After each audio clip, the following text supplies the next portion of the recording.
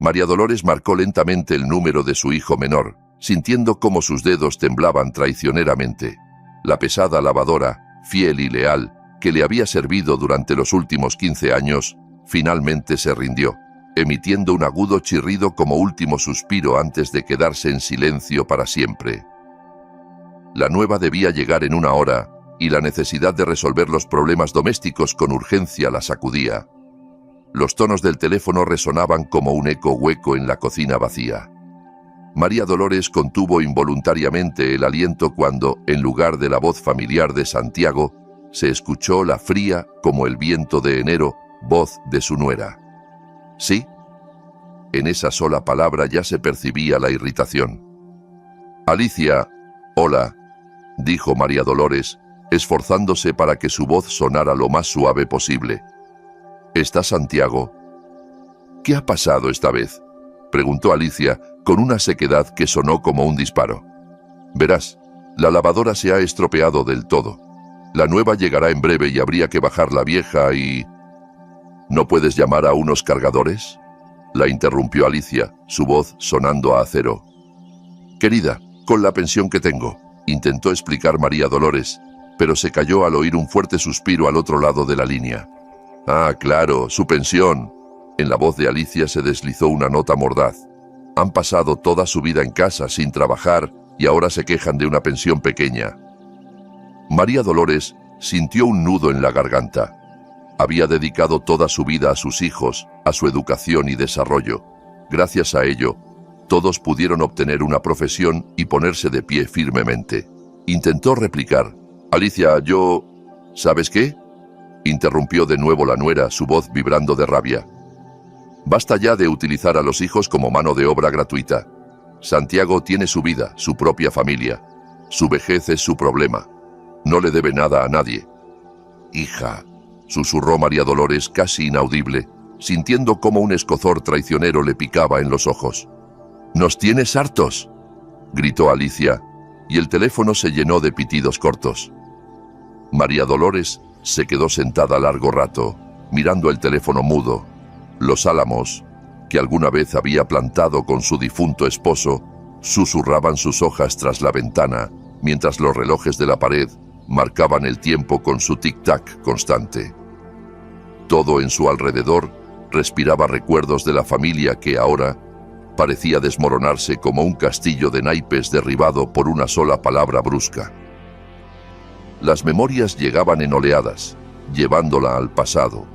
Como si lo reviviera, vio aquel día de primavera cuando conoció a Miguel en el baile de la casa de oficiales. Aquel joven teniente no la conquistó por su gallarda postura, sino por la bondad que brillaba en sus ojos y su sonrisa suave. 3 meses después, se casaron y comenzó su vida nómada de cuarteles en cuarteles. El lejano oriente, Castilla, Aragón. En aquellos pequeños pueblos militares, encontrar trabajo para los civiles era casi un milagro.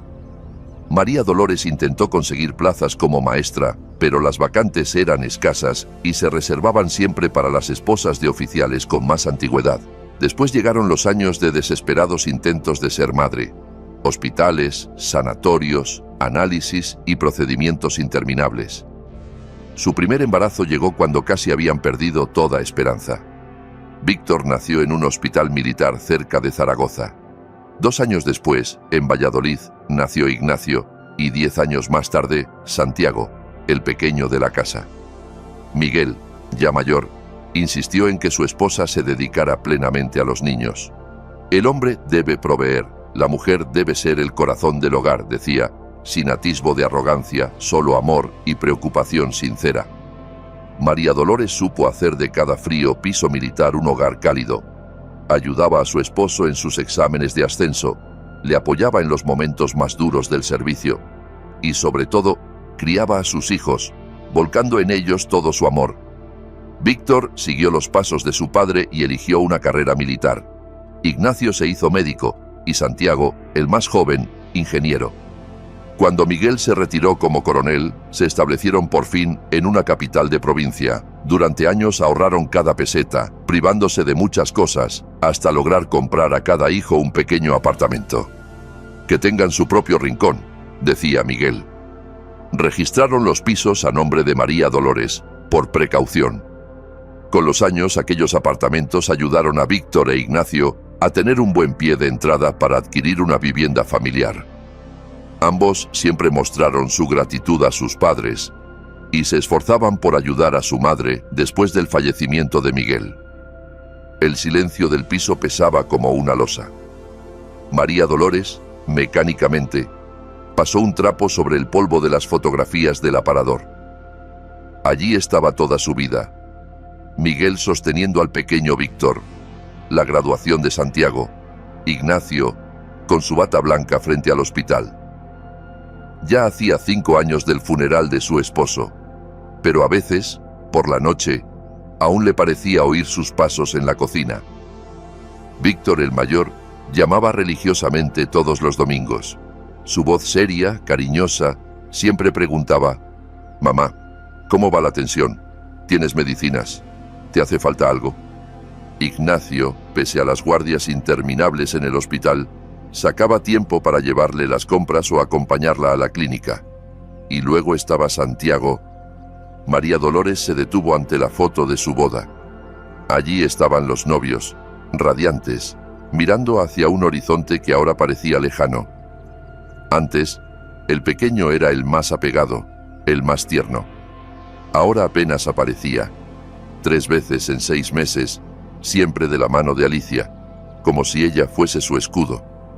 La nuera, siempre formal, rechazaba la comida. «Estamos en una dieta saludable», decía con fría cortesía, una frialdad que dolía más que un desprecio abierto. En esas visitas, María Dolores sentía cómo, entre ella y su hijo, crecía un muro invisible. Santiago parecía avergonzado de sus gestos de cariño pasados, evitaba mirarla a los ojos, se refugiaba en el silencio. El teléfono en la mesita de noche estaba mudo durante semanas. Antes, Santiago la llamaba por cualquier motivo, para pedirle consejo, para compartir una noticia, o simplemente para decirle: «Te quiero, mamá». Ahora, esas palabras solo llegaban en cumpleaños o en Navidad, y sonaban más como un deber que como un sentimiento. La última vez, oyó a Alicia susurrar en el recibidor, pensando que no la escuchaba: «¿Cuántas veces más tenemos que venir aquí? Tienes tu propia familia». Y Santiago callaba. Ese silencio era más hiriente que cualquier grito. María Dolores se acercó a la ventana. En el parque infantil, una joven madre mecía un carrito de bebé. De la misma forma, años atrás, ella misma había mecido al pequeño Santiago, cuando era su mundo entero. ¿Se acordaría él de aquellas noches en que le pedía una y otra vez el mismo cuento? De cómo no soltaba su mano hasta quedarse dormido, de cómo corría hacia ella con cada pena y cada alegría. Quizá, pensó María Dolores, ser madre también significaba eso, aprender a soltar, incluso cuando el corazón se rompía en pedazos, aunque no entendía por qué soltar debía equivaler a perder. Con los dedos temblorosos, volvió a marcar un número, esta vez el de su hijo mayor.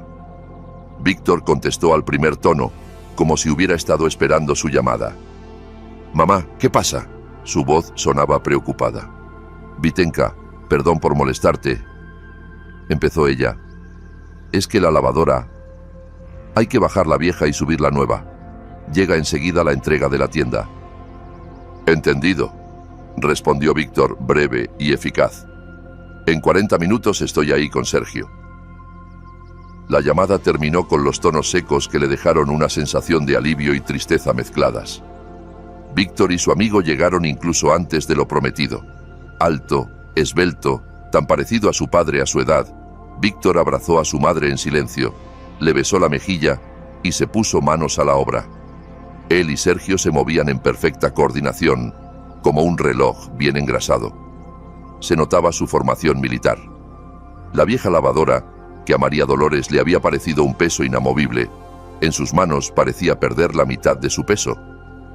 Cuando llegó la nueva máquina, la subieron con la misma facilidad, la instalaron, revisaron todas las conexiones y pusieron en marcha un ciclo de prueba para asegurarse de que todo funcionaba correctamente. ¿No te ayudó Santiago?, preguntó Víctor secándose las manos con una toalla. «Vive a 15 minutos caminando de aquí». murmuró María Dolores, incapaz de ocultar sus lágrimas. Cuando Sergio se retiró discretamente a fumar en la escalera, ella le contó la conversación de la mañana con Alicia. Víctor frunció el ceño, pero no dijo nada. Solo se le tensaron los pómulos, como a su padre cuando luchaba por contener la ira. Por la tarde llamó Santiago. María Dolores, todavía esperando una disculpa, intentó hablarle de la situación de la mañana, pero no pudo terminar. «Mamá, para allá», la interrumpió él con brusquedad. «Alicia tiene razón. Hace tiempo que quería decírtelo. Somos adultos, tenemos nuestras propias vidas. No te debemos nada, entiéndelo de una vez». «Santiaguito». Su voz tembló de dolor. «Y basta de intentar manipularnos con compasión. Siempre estás con exigencias, competiciones. Estoy harto». Tras sus palabras, el silencio fue ensordecedor. Solo se oía el tic-tac del reloj de pared, regalo del propio Santiago en su último cumpleaños. María Dolores dejó lentamente el auricular en su sitio, sin fuerzas siquiera para llorar. El crepúsculo iba envolviendo la ciudad. En la cocina, el té se enfriaba en su taza de porcelana favorita. La fotografía de un niño sonriente en el parque infantil ahora parecía de una vida que no le pertenecía, una vida en la que el amor maternal aún significaba algo. Durante la noche, María Dolores no pudo dormir. Daba vueltas a las palabras de su hijo. «Como hijo, no te debo nada». Aquella frase retumbaba en su cabeza como una herida abierta. Se levantó, fue hasta la ventana. La ciudad dormía bajo luces apagadas. Solo algunas ventanas seguían iluminadas. Tal vez otros también lidiaban con sus propios rompecabezas de la vida. El apartamento de Santiago, el de una habitación que ella y Miguel habían comprado con tantos sacrificios para él, seguía vacío. La reforma había terminado hacía un mes. Esperaban que los jóvenes decidieran mudarse, pero ahora María Dolores soltó una carcajada amarga. Cómo había elegido cada detalle, el papel pintado, el suelo, incluso la azulejería del baño, siguiendo las indicaciones de Alicia. Y ahora, «No te debo nada». Sus palabras retumbaban en su mente. ¿Qué significaban esas palabras exactamente? Se acercó al aparador, sacó una carpeta de documentos. Allí estaba el título de propiedad. Miguel había insistido: «Que quede a tu nombre, por seguridad». Como si pudiera oír aún su voz: «Cuida de los niños, pero no te olvides de ti misma». Por primera vez en mucho tiempo, una determinación firme se encendió en su interior. Sí, era madre, pero no un felpudo para que le limpiaran los pies. No era una máquina expendedora de apartamentos. Su pensión apenas alcanzaba para las medicinas y los gastos básicos, y aún así, había seguido sacrificándose. Encendió la computadora, regalo de Ignacio para la última Navidad. Entró en un portal de alquileres inmobiliarios. El barrio era bueno, el metro cercano, el piso reformado. No tendría problemas en alquilarlo. Anotó algunos números de agentes inmobiliarios. Por la mañana, tras una noche sin dormir, María Dolores sentía una claridad mental como hacía años que no experimentaba. Llamó ella misma a Santiago. No pensaba esperar su llamada, que probablemente nunca llegaría. «Hola», contestó él con un tono precavido. «Buenos días, Santiago». Su voz sonaba extrañamente firme y serena. «He tomado una decisión. Como tú, como hijo, no me debes nada. Yo, como madre, tampoco tengo obligación de proporcionarte una vivienda. Voy a alquilar el apartamento». «¿Qué?». Santiago casi se atragantó. «Mamá, pero si ya habíamos planeado mudarnos». «Podéis buscar otro sitio», le interrumpió ella tranquilamente. «O bien, si queréis deberéis alquilarlo en condiciones de mercado. Os enviaré un contrato de alquiler». «Mamá, no puedes hacer eso». «Claro que puedo, hijo. Tú mismo me enseñaste que puedo», dijo colgando con suavidad. Se quedó sentada mucho tiempo, mirando por la ventana. El alma le dolía, pero había paz. Por primera vez en años, no se sentía solo una madre de sus hijos, sino una persona que merecía respeto y una vida digna. El teléfono explotó en llamadas, primero de Santiago, luego de Alicia. María Dolores no contestó. En lugar de eso, marcó el número 1 de los agentes inmobiliarios. Era hora de vivir de una manera nueva. El timbre sonó cerca de la tarde. María Dolores no se apresuró a abrir. Ya sabía perfectamente quién estaba al otro lado. A través de la puerta se oían las voces indignadas de Alicia. ¡Abre! ¡Sabemos que estás en casa! Con calma, hizo girar el cerrojo. Frente a ella estaban Santiago y su esposa. Ella, al frente, con el mentón desafiante, y él unos pasos atrás, evitando mirarla a los ojos. «¿Cómo puedes hacernos esto?», empezó Alicia en cuanto se abrió la puerta. «Hemos invertido tiempo y dinero en la reforma. Ya habíamos planeado la mudanza». «Pasad», dijo María Dolores tranquilamente. «¿Queréis un té?» «¿Un té?». Alicia levantó las manos al cielo. «Nos dejas en la calle y nos ofreces té». Santiago, con una voz menos segura, intervino. «Mamá, no puedes hacernos esto. Somos tu familia. Siempre decías que la familia era lo más importante». «La familia es lo más importante», asintió María Dolores, sentándose en su sillón. «Pero ayer me dejaste claro que no me debes nada. Pues yo he decidido que tampoco os debo nada a vosotros». «Pero esto es diferente», exclamó Alicia. «¿Diferente por qué?», preguntó María Dolores, su voz tranquila pero firme. «¿Porque siempre he estado en casa? ¿Porque según tú he usado a mis hijos como mano de obra gratuita? ¿No fueron esas tus palabras?». La nuera enmudeció, colorándose de vergüenza. «¡Mamá!». Santiago dio un paso adelante.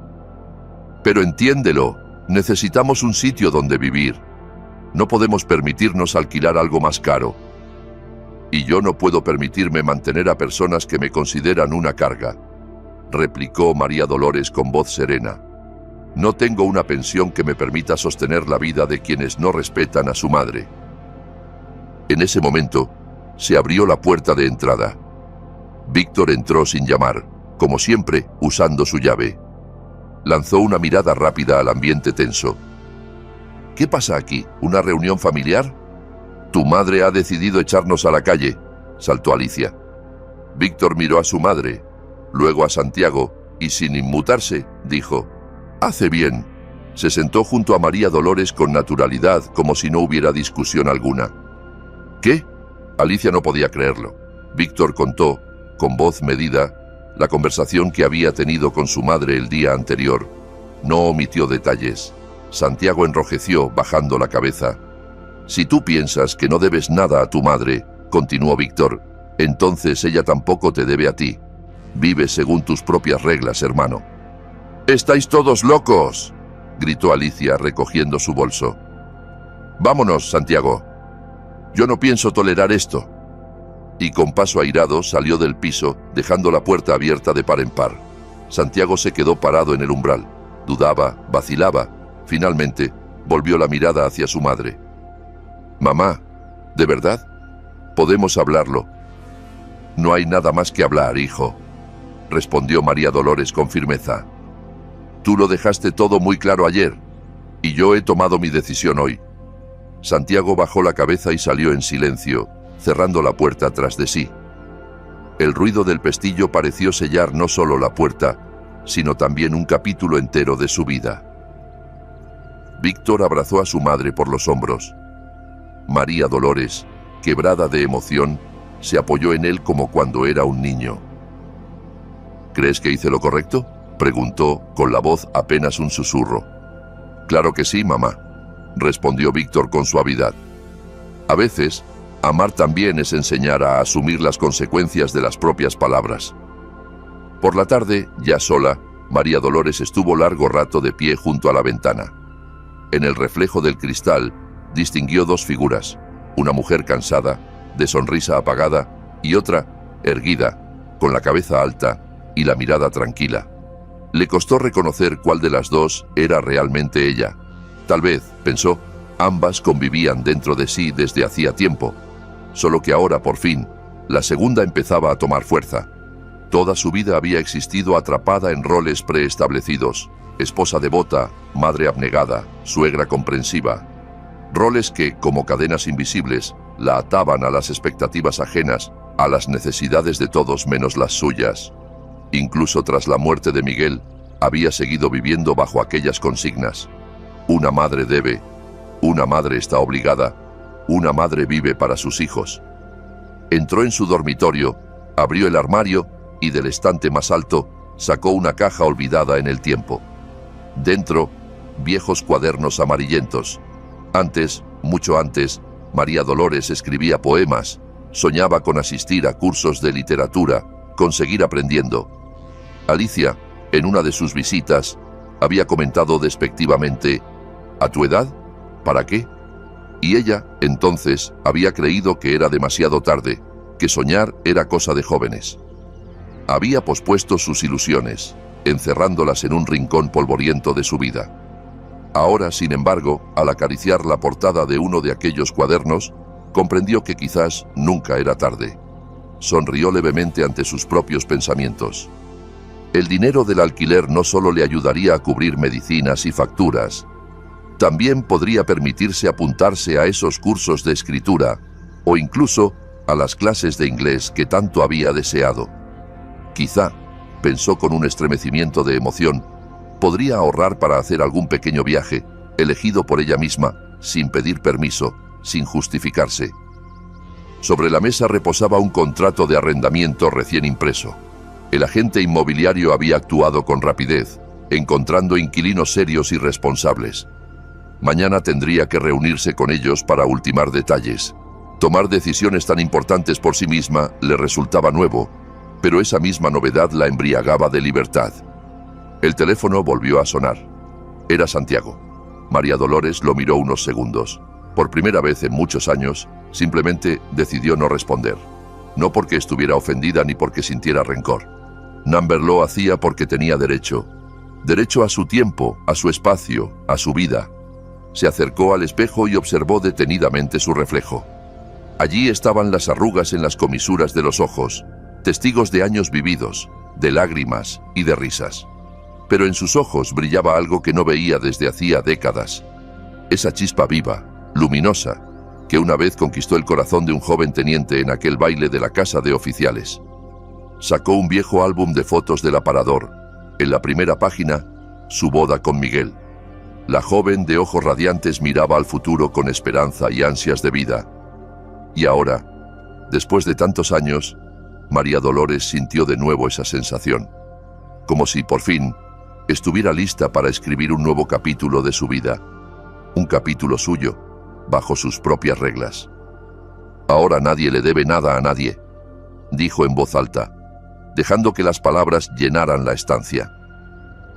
Y esta vez no sonaban a reproche ni a tristeza, sino a liberación. A una libertad largamente esperada, y ahora sí, conquistada. ¿Y tú qué piensas? Hizo bien María Dolores al tomar esa decisión. ¿Valía la pena dar un paso tan firme o debería haber intentado mantener la relación con su hijo menor, aún a costa de sí misma? Escribe tu opinión en los comentarios. Si esta historia ha tocado tu corazón, no olvides darle un me gusta y suscribirte a nuestro canal para no perderte otras historias conmovedoras.